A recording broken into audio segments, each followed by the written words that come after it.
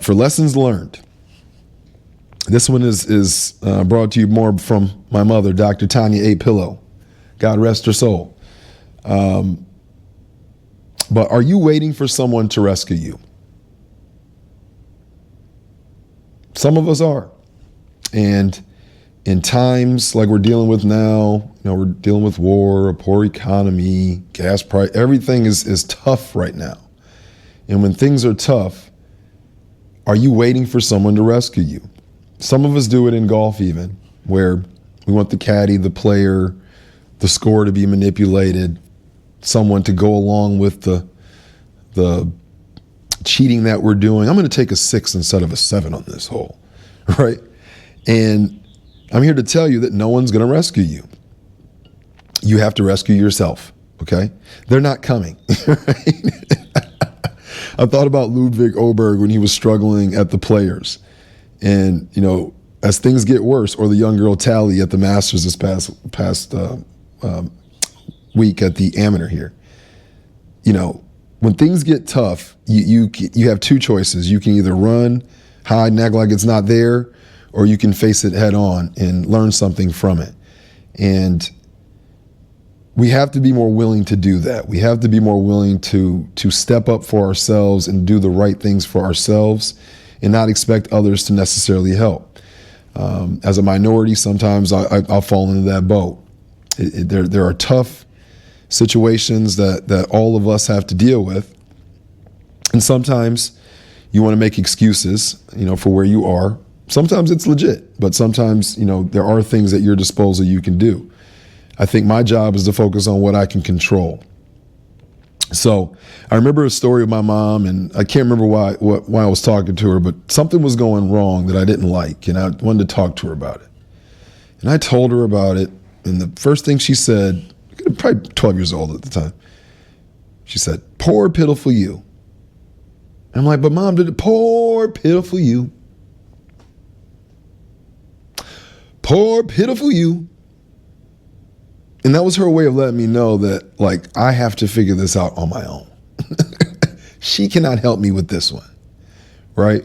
And that always played, and I do that with my children too sometimes. We talk about poor, pitiful you, and don't be boo-boo. Don't be like boo-boo the fool. And in those conversations, they're supposed to figure out what they can do, what skill set do they have that they can dig into to figure out a solution to this problem, to be solution-oriented, okay? I think that's important. I think that we all have way more ability than we let on. And sometimes when we're sad, we forget that and we just want to vent and we just want to say things. And that's okay.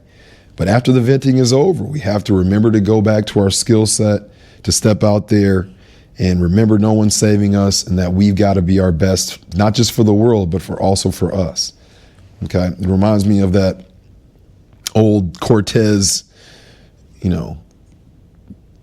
battle story of the fleet that lands all their boats and they're outnumbered, right? There's 500 of them and they're coming into land of thousands and thousands of people. And the captain burns their boats. Why did he burn their boats? There is no second option. We can't run. So we're only going to focus on what we have to do, and that's win this war, okay? So your lessons learned is to remember that no one's coming to save you and that you have a skill set that you can use to get out of anything. And I believe in you, and I want you to remember that you control everything and you have the power, okay?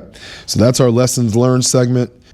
I like music, and I listen to a lot of hip hop music. I listen to a lot of R&B, Earth, Wind and Fire,